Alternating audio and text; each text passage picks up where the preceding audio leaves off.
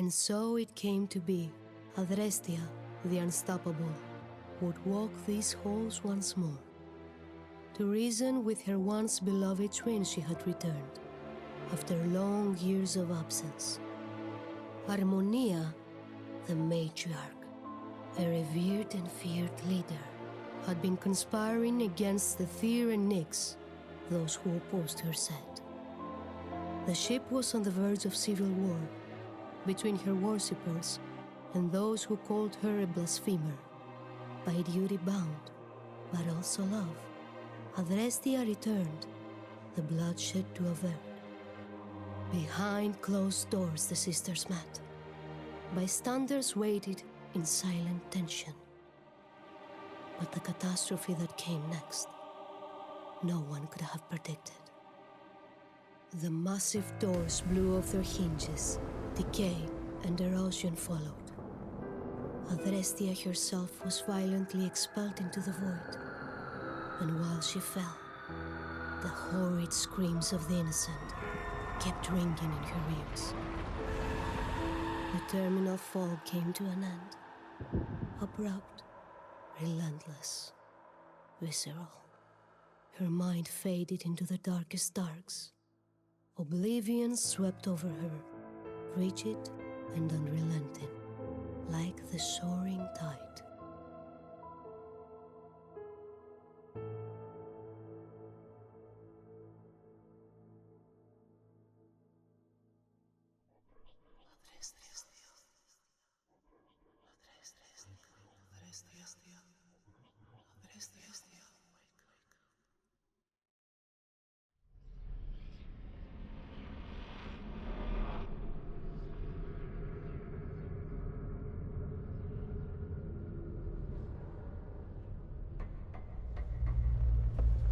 Ethereal fingers tightened in an empty fist.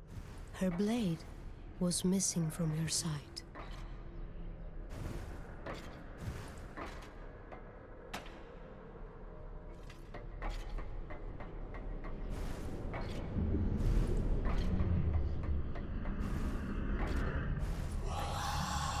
The voices urged.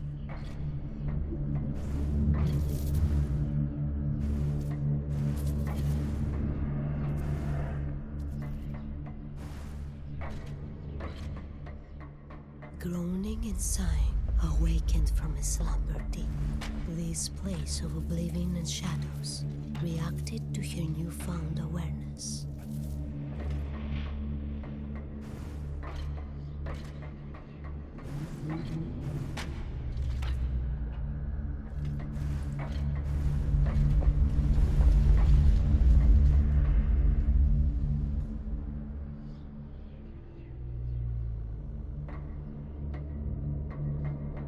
She had no recollection of this place, and how she even got there. The last thing carved in hazy memory, her sister's raging grimace.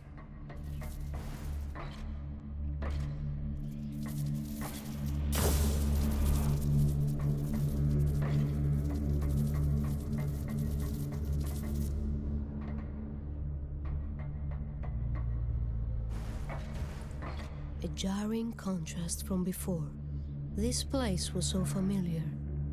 A bustling marketplace on the Atromitos. She almost felt at home. This was a dream. That much was clear. A frayed and distant memory. There she was. Harmonia, still a child. Her vision of a secret place. Sharing in excitement.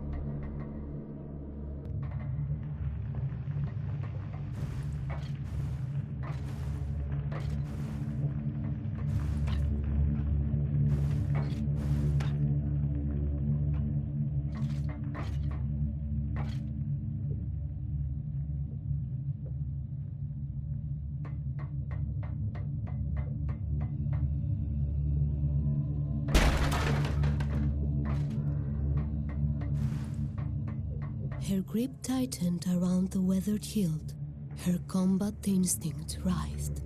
If this forsaken place wanted to keep her as a prisoner, her blade it would now taste.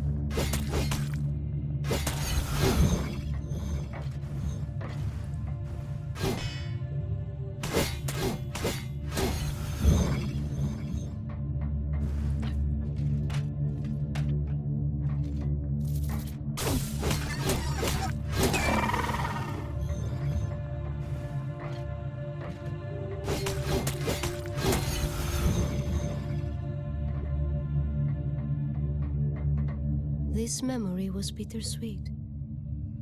The day they came of age. And as was the tradition, a prophecy of what their future, their innocence they left behind that day. A prophecy, horrendous, with an empty gaze, the oracle decreed.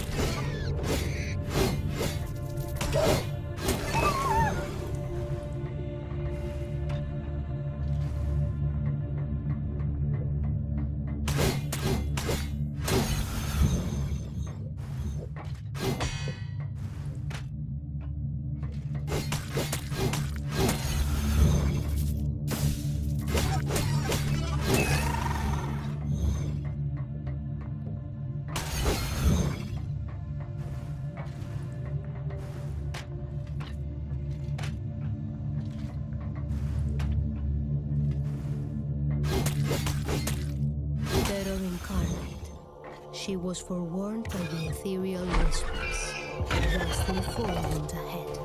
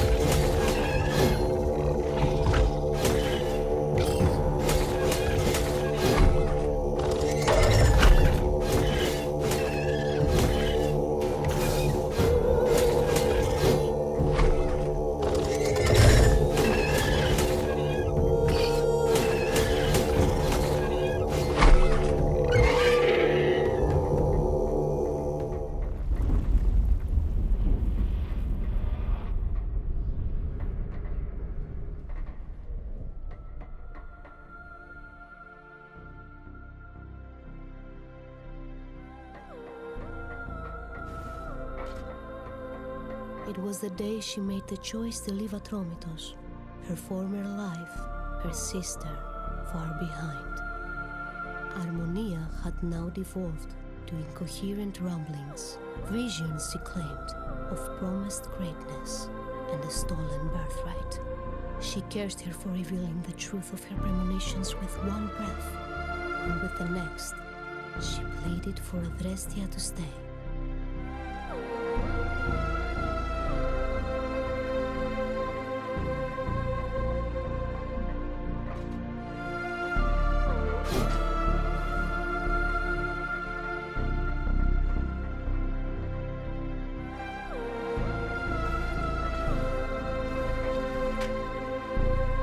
Pulsing with anticipation, the voices pressed her onward.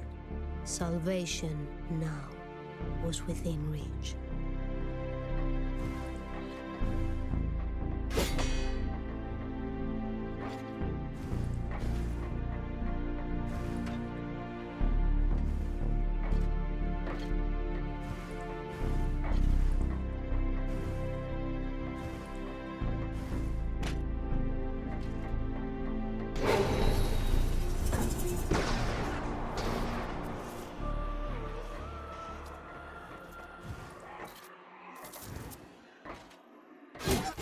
As oblivion stretched and closer drew, the smallest of sparks appeared, and when to a pulsing beacon it grew, the voices, hesitant, sounded once again.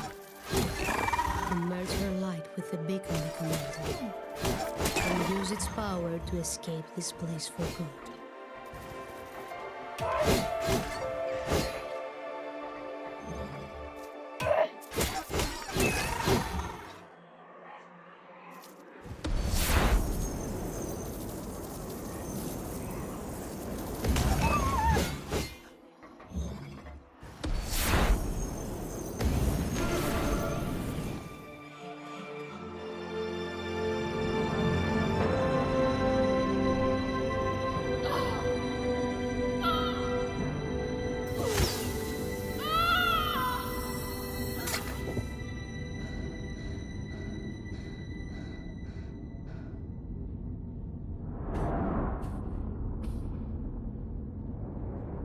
The light ever burning, Aether himself, the beginning of all, then spoke.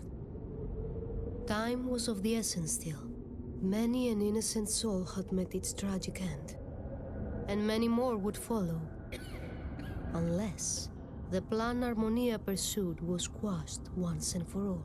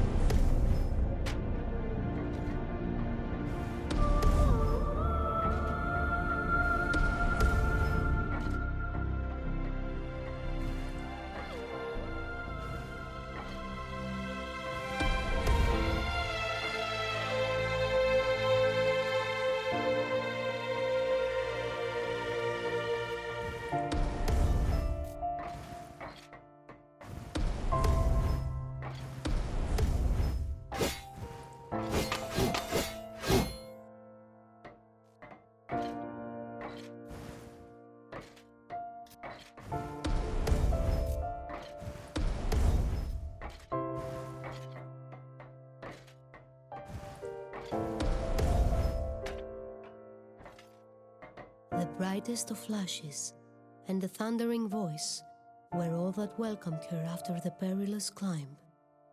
A potent force, unseen, relentless, shoved her back and down again, forcing her into a spiraling fall.